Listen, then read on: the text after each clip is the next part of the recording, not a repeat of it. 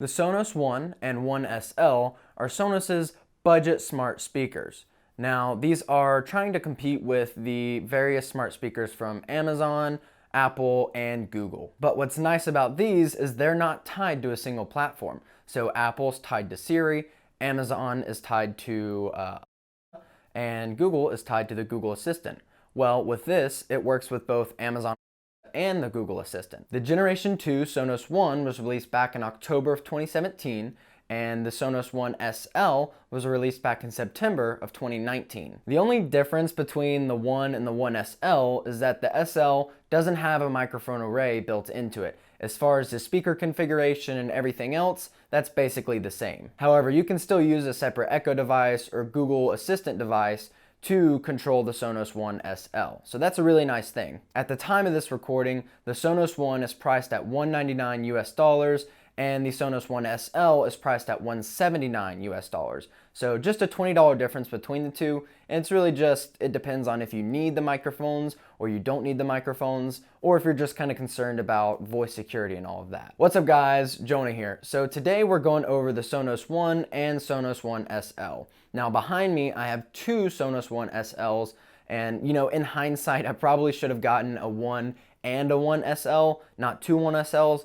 But you know, regardless, the main function that I'll be using these for is as surround speakers in my living room, but we'll get to that later. I do want to mention that this video is not sponsored in any way. I did buy both of these products with my own money, so if you would like to support my channel, I'd really appreciate it if you click subscribe and click the like button. But let's jump into things. First off, let's talk about the design of these speakers. Now, they do come in black and white. I chose to get two black ones to match my Sonos Arc and my Sonos Sub.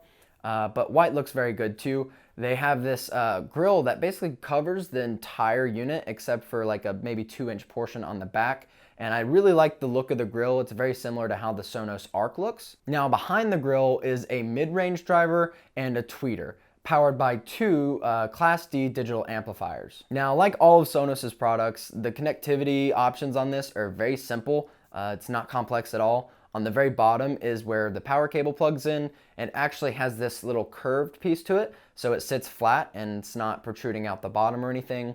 And then there is a network jack on the back if you prefer not to run it over your wireless network. And right above the network jack is the connect button, and that's where you can tap that to pair it with your system when you're going through the setup process. On the top of the Sonos One SL, there are three capacitive touch buttons. You have a pause and play button, volume up, and volume down button. Now again, on the Sonos One, there is a microphone mute button, and then there's also an array of dots, and that's where the microphones are contained. Now, the most important part of any speaker review is of course the sound quality. So I wanna go over that early on in this video.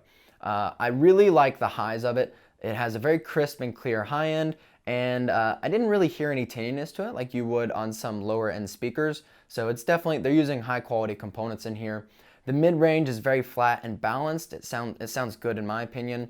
But what was most surprising was the low end. Now this thing, it's not very big, but the bass response on it is quite impressive for how small it is. Overall, I think it has a very balanced sound profile, and I really do enjoy listening to it. Now, like other Sonos speakers, this thing can get stupid loud. I've used this expression in the past, but really, like, I could only get it to about 70% max volume before it was just a little too much, and that was while sitting at my desk, where they're maybe 1.5 feet, 2 feet from my face or my ears. In a much larger room, you could probably go above 70% max volume, and it would still fill up the entire room. So I think it'd be perfect for any mid-size to large room, just using a single unit. Now, what Sonos has made even better about most of their speakers now is that you can tune them using their TruePlay software, and that's embedded inside of their Sonos app on your phone. Again, you have to use an iOS device in order to do TruePlay tuning. So if you have an Android phone, see if you can borrow a friend's iPhone just so you can tune it, and then yeah, you'll be good from there. I'm not sure if they're gonna add the ability to do TruePlay tuning from Android phones, maybe from certain high-end flagship models, the more popular models, but I'm not sure, to be honest. That would be something I'd like to see them do in the future. There are a few different configurations you can use with the Sonos One and One SL. Now, the first and most obvious is that you can use it by itself. You don't have to use it with other Sonos speakers. You can use it as a standalone unit. And by itself, it does sound really, really good. Now what's even better is if you buy two of them and you pair them up into a stereo sound system. A stereo sound system is a left and a right channel, and almost all music is produced in a stereo format where there's a left and right channel. So the speakers can independently play different beats and different sounds, and it really just changes how music sounds, and it really just sounds great. I don't know any other way to express it. And the third configuration that I'll be using these speakers for is using them as surround speakers with a Sonos soundbar. So in my living room, I have the Sonos Arc and a Sonos Sub, and I will use these as the surround left and surround right speakers. It is good to note that you can't use more than two Sonos One and One SL speakers as surround speakers. So you couldn't do 4 surround speakers, you can only do 2. And all these configurations are set up through the Sonos app, which is quite intuitive and very easy to use. Now, of course, how you set up these speakers changes depending on what configuration you're gonna do. If you're using them as surround speakers, you'll add it to a current system. If you're using it as a standalone or stereo speakers, then you don't need to add it to a new system. I'm not really gonna go through the setup process because it is really simple to do. It's not complicated. I think I could give this to one of my grandparents and they should be able to set it up with no problems whatsoever. Now, regardless of what configuration you're doing, whether you're doing a standalone, stereo pair, or you're using them as surround speakers, once you set them up, it's gonna ask you if you wanna do TruePlay tuning. Now, TruePlay tuning is their tuning software that you use with an iOS device. I did mention this earlier, but that really changes the entire sound profile. I've done tests where I turn off TruePlay, turn it back on, and it really does make a big improvement to how it sounds in the room.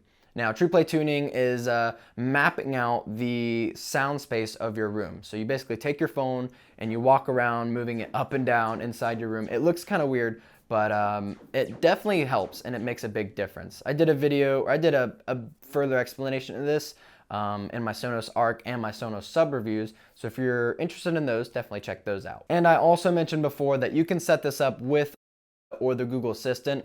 I will say setting up it was kind of confusing. You do have to bounce between the apps multiple times, sign into your account. So that could be kind of confusing for some people. If you're pretty technologically advanced, you shouldn't have any issues with it. But that is one thing to note, that can be kind of confusing for some people. Now, using it as a standalone speaker, it's probably one of the best speakers out there for both its size and for its price. For more expensive, you could get the Apple HomePod. I think that one's for about $350 US. But for just a little bit more, you could buy 2 Sonos One SLs or 1 and 1 SL using it as a stereo configuration.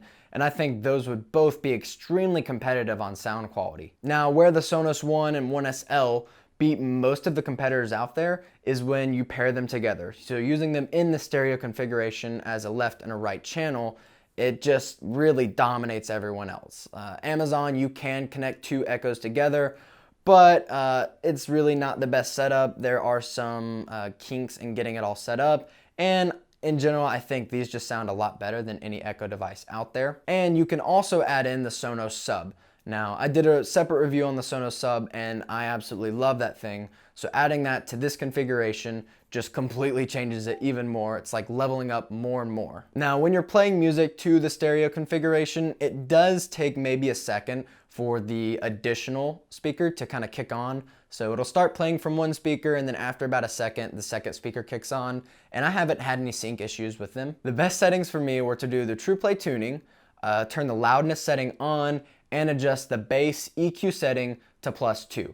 And that was by far the best settings that I could come up with after doing a bunch of tinkering and messing around.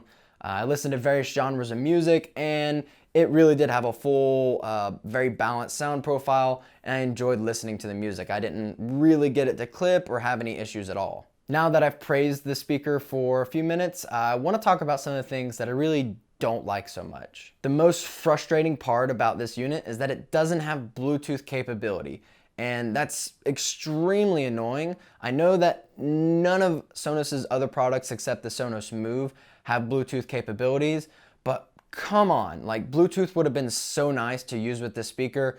You have to use Airplay or you have to use the attached music services. So Spotify, Pandora, Apple Music, Sonos even has their own music platform. But you have to use one of those services to play music through it, and you can't just connect to Bluetooth with your phone or your computer and play audio out it that way. And that comes to the second thing that annoys me the most, is the fact that I can't use them as computer speakers. Now, I know that's not what they're intended for, but I love the way that these things sound, and I would absolutely use them as my desktop speakers. I would keep them on my desk right here, buy another set for the living room, and use them with my computer, but I'm not able to. It's just, there's no way for me to do it. Because I'm a Windows user, I can't even use Airplay to play to them. There are some like third-party applications, but they're just not good. Like, I've tried using them. There's about a 1.5 2-second delay, so you can't watch videos with it. And even if you try and just play audio with it, it kind of cuts in and out, and it's just not good at all. Now you're probably saying, well, Jonah, I have a Mac computer, so this isn't an issue for me. well, just hold on there. So even if you AirPlay from your Mac to your speakers, you're still gonna have some issues. Now, if you're playing video, there is a very noticeable 1 to 2 second delay when you play and pause video, which is quite frustrating, by the way. It's not instantaneous when you click pause or play. The audio doesn't sync up immediately, but it does eventually sync up if you're watching video or something like that. I did notice that I sometimes had to disconnect and reconnect when I was using it just through the speaker settings, so that was kind of frustrating as well. So I can imagine using it for a long term, it would start to get really annoying over time. Now, with all that being said, you still can use AirPlay, and yes, it will work fine. It just frustrated me, some of the lagginess and some connection issues that I had. So I wouldn't really suggest it for a daily use type thing, but if you want to use it occasionally, I think that's perfectly fine. Again, even with all of this in mind, I still have absolutely no complaints on the sound quality whatsoever. I love the way that these things sound. I just wish I could use them as my desktop speakers, which, there's just nothing I can do about that. So the main reason I got these speakers is to use them as surround speakers for my Sonos Arc and my Sonos Sub in my living room. And I did a lot of testing with this as well, and I'm very impressed with how it all works. Now, I don't want to go too in depth on this because I am going to make a separate video on a complete Sonos Arc surround sound system, so stay tuned for that. So if you're not subscribed, subscribe now because you'll be seeing that very soon. Now, I will say if you use them as surround speakers, it really does make a big difference to the system itself. In the past, I mentioned how whenever you enable the sub, a lot of the low end that the soundbar was trying to produce, it no longer has to produce those audio signals. So it can focus more of that power to the mid-range and the highs. Now, this is a similar concept when you use these as surround speakers, because it takes away what some of the soundbar was trying to produce and trying to emulate speakers being behind you, because these are actually behind you now. So now the soundbar can focus on only projecting audio forward, and it can, if you have the Sonos Arc, focus on projecting the audio upwards, doing the Dolby Atmos type environment, which is more, Dolby Atmos is like an object-based surround sound environment. It's not just upward firing speakers, it's more so making it feel like everything's moving around you as as you're watching a movie or something. But I don't want to get too in depth on that. But in all, I'd say that the Sonos One and Sonos One SL both have superior audio quality compared to similarly priced units out there. Sonos has really done a great job with these, and I think they sound absolutely amazing. Again, the One has the microphones built in, the One SL doesn't have the microphones, but you can still use a separate Amazon device to control them, or you can use a Google Assistant device to control them as well. That's all I really have though. If you enjoyed the video, I appreciate it if you click like. Again, subscribe to the channel if you're not already. You will see a full Sonos Arc surround sound video very soon, and I'll see you guys in the next one. Bye.